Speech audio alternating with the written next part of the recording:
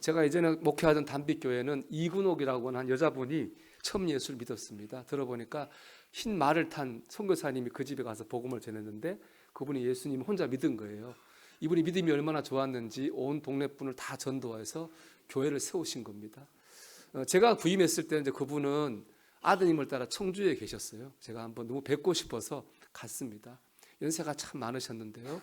그 아드님을 통해서 제가 참 귀한 간증을 들었습니다. 이 권사님이 연세가 많으니까 귀가 안 들리는 거예요. 그러니까 설교 말씀을 듣는데 들리지 않는 거예요.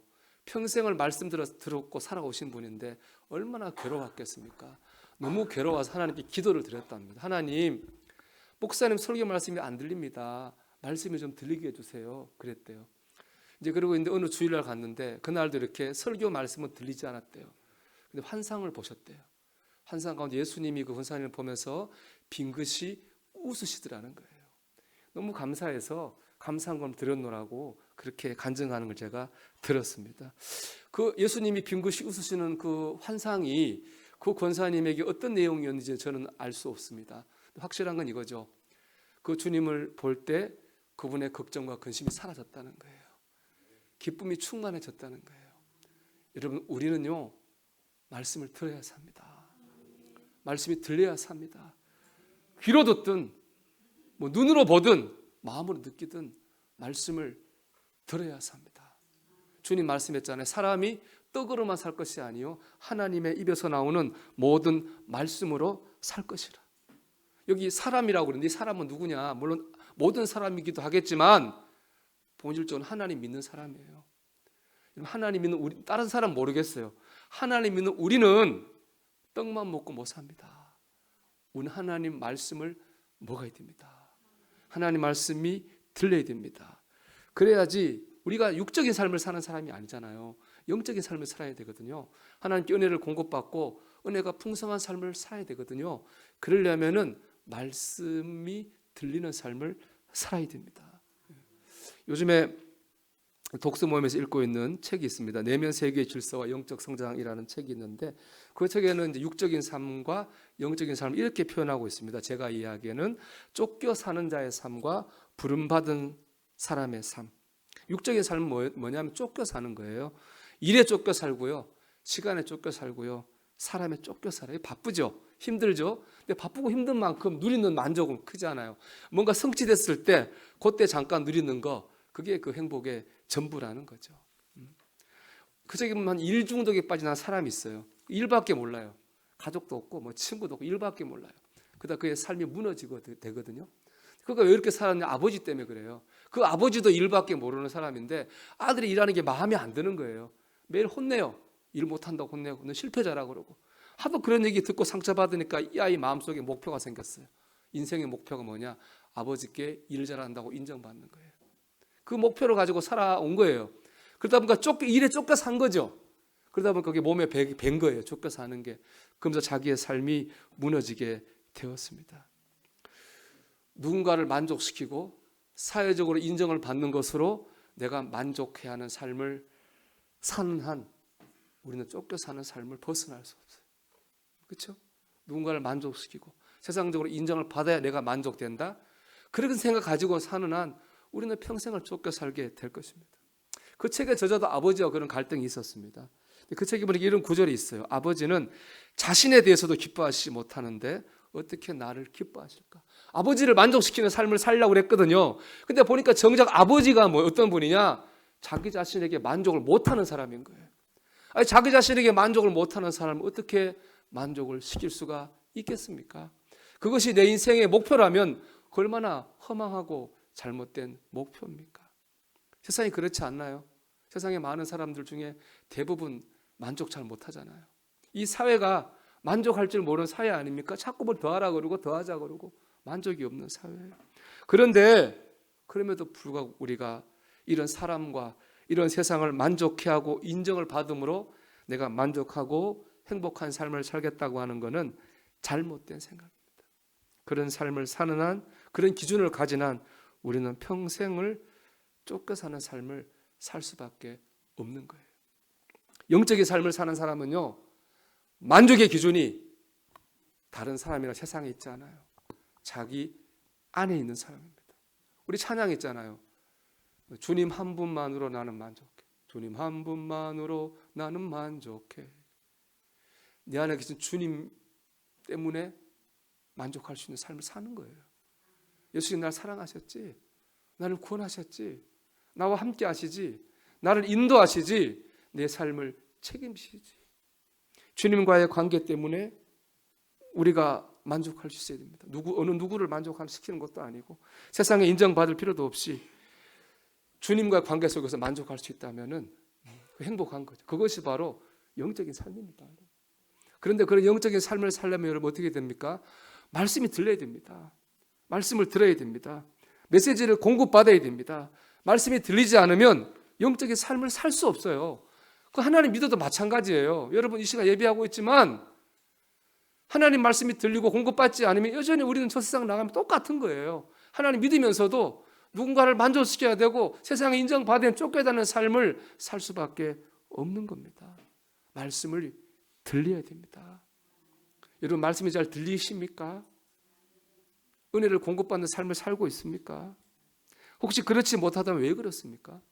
제가 처음에 소개했던 그 권사님은 연세가 많아가지고 귀가 안 들려서 못 들은 거라고 하지만 우리는 들리잖아요. 귀가 열려 있으니까. 들리는데도 하나님 말씀이 들리지 않는 이유는 어디에 있겠습니까? 그건 육체의 문제는 아닌 거죠. 영적인 문제인 거죠. 우리의 영적인 귀가 닫혀 있는 겁니다. 여러분, 닫힌 영적인 귀가 열려야 됩니다. 하나님 말씀이 들려야 됩니다. 우리는 왜 영적 귀가 닫혀 있을까요? 우리가 어떻게 하면 하나님 말씀이 들릴 수 있을까요? 이것이 오늘 말씀의 주제입니다. 오늘 말씀을 통해서 영적 귀가 열려서 말씀이 잘 들리는 여러분 되기를 주의 이름으로 축원합니다. 오늘 말씀 보면 아이 사무엘이 엘리 제사장 밑에서 성전을 섬겼다 그랬습니다. 아이라고 하는 것은 그 당시 나이로 보면 12살 정도 된 거예요.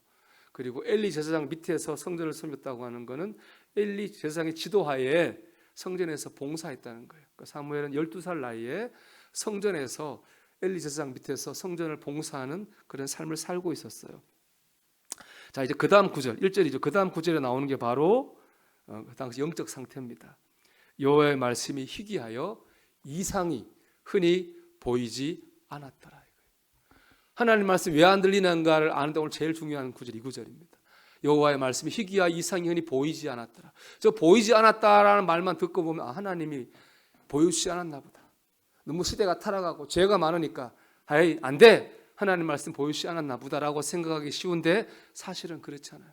이 보이지 않았다라는 말의 히브리어는 나프라츠인데요. 나프라츠는 뭐냐? 비집고 들어가려고 해도 들어갈 수가 없다 이런 뜻이에요. 하나님의 말씀이 하나님 말씀 안 한 게 아니에요. 말씀했어요. 하나님의 말씀이 우리 그 시대 사람들에게 비집고 들어가려고 해도 뭐가 꽉 막고 있는 거예요. 있으면 안 되는 게 꽉 막고 있어서 그 말씀이 비집고 들어갈 틈이 없다는 것입니다. 그게 바로 보이지 않았더라. 정확히 표현하면 이렇게 되겠죠. 보일 수가 없었더라. 그게 정확한 표현일 겁니다. 그건 뭘 막고 있는 거예요. 그럼 뭐가 막고 있을까요? 그 앞에 있는 게 답이에요. 여호와의 말씀이 희귀하여 그랬습니다. 저 희귀하다는 말은 약하라는 말인데 저것은 값비싼 이런 뜻이에요. 귀한. 그래서 이제 이 장사할 때 쓰는 용어인데 값비싼 보석 이렇게 번역되기도 하거든요. 그러니까 이 말씀은 이중적 의미가 있습니다. 첫째, 하나님의 말씀이 희귀하다는 말은 하나님의 말씀이 값비싼 보석같이 귀하다 이런 말이 될 거고요. 두 번째는요, 하나님의 말씀을 값비싼 보석 사고 팔듯이 사고 팔았다는 얘기 뜻도 되는 거예요. 여기에 강조점은 값비싼 데 있지 아니하고 하나님 말씀을 사고 팔았다는 데 있어요.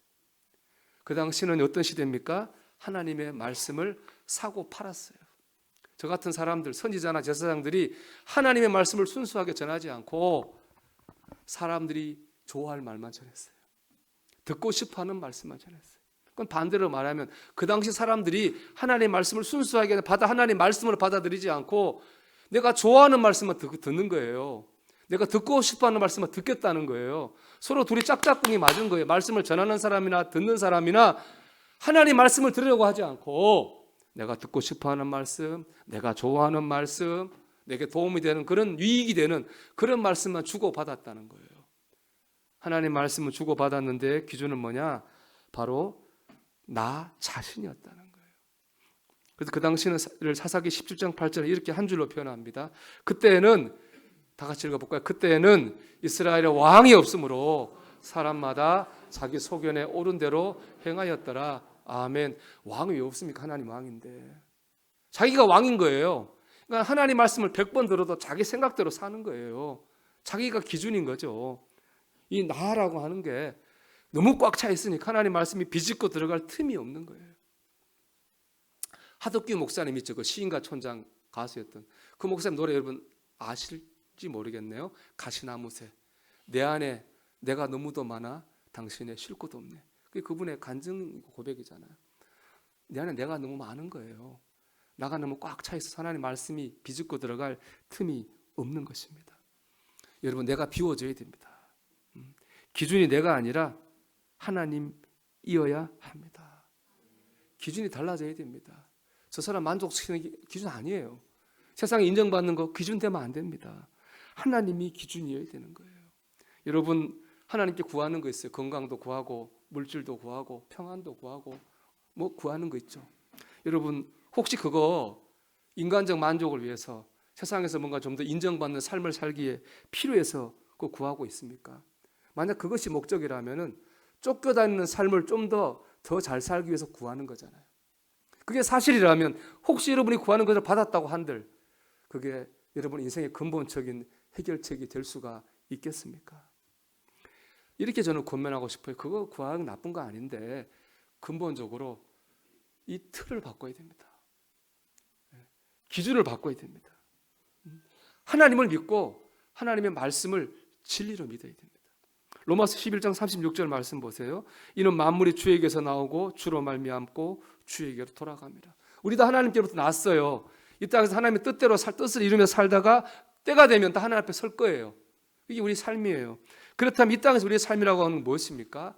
하나님 앞에 설 그 날을 바라보면서 하루하루를 하나님이 기쁘시게 하는 삶을 사는 겁니다. 그게 그리스도인의 삶이에요. 그렇다면 우리의 기준은 뭐가 돼야 됩니까? 하나님을 기쁘시게 하는 삶. 이게 우리 만족의 기준이 돼야 되는 거예요. 이걸 제가 지난주에 우리 비전 선포한 대로 이렇게 풀어 쓸 수 있는 거예요. 열정적인 신앙생활, 겸손한 성품, 긍정적 태도. 여러분 지난 주간에 신앙인으로서 열심히 사셨습니까? 하나님과 사람 앞에 겸손하려고 노력하셨습니까?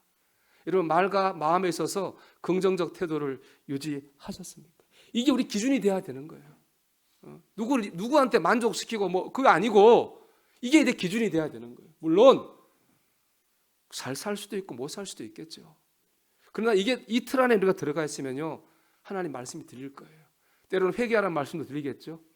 힘을 내라는 말씀도 들릴 거예요. 이래라 저래라 하나님 말씀하실 거예요. 중요한 그것이 바로 뭡니까? 영적인 삶이죠.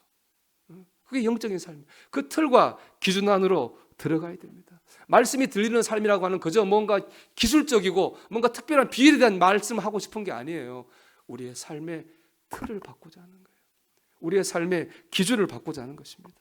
사람을 만족시키고 세상에 인정받는 것이 아니라 하나님을 기쁘시게 하는 삶으로 여러분의 삶의 틀과 기준을 바꾸십시오. 그럴 때 하나님의 말씀이 들리고 하나님의 인도하심을 보게 될 줄로 믿습니다. 두 번째 하나님의 계신 곳에 있어야 됩니다. 오늘 말씀 보면 엘리와 사무엘에 서 있는 곳이 좀 대조가 돼요. 2절 볼까요?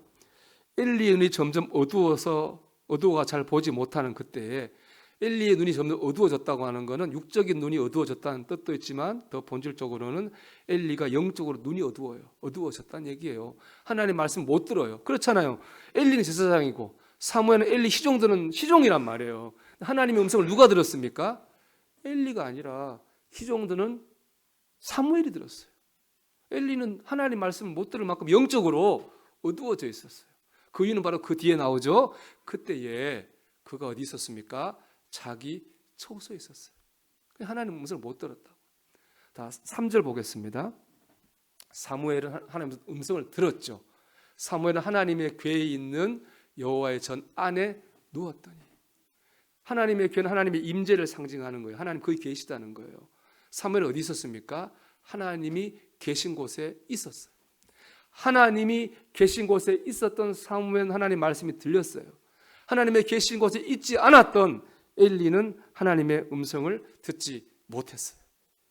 여러분, 하나님의 말씀이 들리려면요, 하나님이 계신 곳에 있어야 됩니다.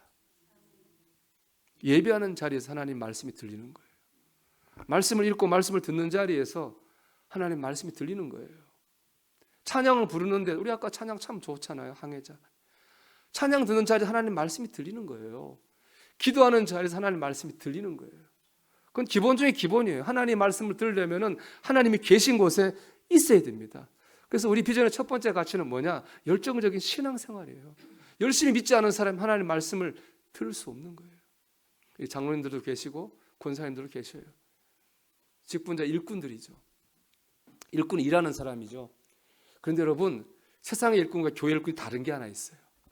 교회 일꾼 어떤 사람이냐? 교회 일꾼에서 가장 중요한 일은 뭐냐? 내가 먼저 하나님 앞에 바로 서는 거예요. 그게 제일 중요해요. 세상 일꾼과 다른 거예요. 뭐 다른 일을 하기 전에 내가 하나님 앞에 바로 서는 거예요. 내가 먼저 말씀을 들으려고 하고 은혜를 받으려고 하고 하나님의 메시지를 사모해야 됩니다. 그렇게 하나님의 메시지를 사모하는 그 모습 자체가 뭐예요? 다른 성도들에게 하나의 메시지가 되는 거예요. 아, 신앙생활은 저렇게 해야 되는구나. 정리하면 이런 거 아니겠습니까? 내가 하나님의 메시지를 사모할 때 나도 모르게 내가 하나님의 메시지를 전하는 하나님의 메신저가 되는 겁니다. 사랑하는 성도 여러분, 우리 장로님, 권사님 여러분, 부모된 성도 여러분, 여러분 먼저 하나님 말씀을 사모하고 은혜를 사모하세요.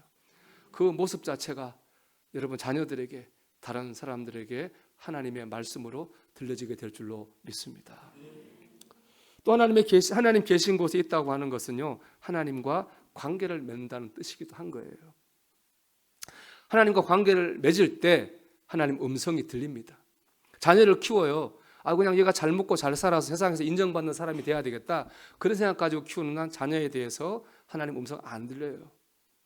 그런데 이 자녀 하나님 자녀야 이 땅에서 하나님 뜻과 영광을 드리는 축복의 자녀가 돼야지, 그런 마음으로 사는 사람, 그 자녀 양육 가운데에서 하나님의 말씀이 들리게 될 줄로 믿습니다. 하나님 옆에 있는다고 봐, 이런 거예요. 하나님 관계를 맺는 거예요. 내가 하는 일 속에 하나님의 뜻과 영광을 생각하는 겁니다. 그럴 때 하나님 그 일 속에서 하나님의 음성을 듣게 될 줄로 믿습니다. 사랑하는 여러분, 하나님을 기쁘시게 해야 돼. 그걸 여러분 만족의 기준으로 삼으십시오. 말씀이 있는 곳에 여러분 거기 있으십시오. 그럴 때 하나님 말씀이 들리게 될 것입니다. 그 말씀 때문에 여러분 내적인 만족을 누리게 될 것이고, 나아가 외적인 축복도 받게 될 줄 믿습니다. 저는 그렇게 생각합니다. 가와만사성, 그 뭔 뜻입니까? 집안이 화평하면 하늘이 다 잘 된다는 거 아니에요. 또 수신제가 지국평천하, 나를 닦으면 능히 천하를 평화롭게 다스릴 수 있다는 거예요. 이 말의 특징이 다 뭐예요? 작은 데서 큰 데로 갔잖아요. 가정에서 모든 일로, 나 한 몸의 세상으로, 또 내면에서 외면으로 갔잖아요. 저는 이게 세상의 이치라고 생각해요. 우리가 마음이 만족한 삶을 살면 다른 일도 형통하게 될 줄 믿습니다. 우리 마음이 하나님 안에서 풍성해지면 다른 일도 풍성해지는 거예요. 이걸 주님 이렇게 말씀하셨어요. 마태복음 6장 33절입니다. 다 같이 읽어보겠습니다. 그런즉 너희는 먼저 그의 나라와 그의 의를 구하라. 그리하면 이 모든 것을 너희에게 더하시리라. 아멘. 할렐루야. 여러분, 우리 신앙의 기준을 하나님을 기쁘시게 하려고 살아야지, 그런 마음 가지고 사는 가운데 말씀이 들리고, 그 말씀이 들려서 심령이 풍성하고 삶이 풍성해진 은혜가 있기를 주의 이름으로 축원합니다.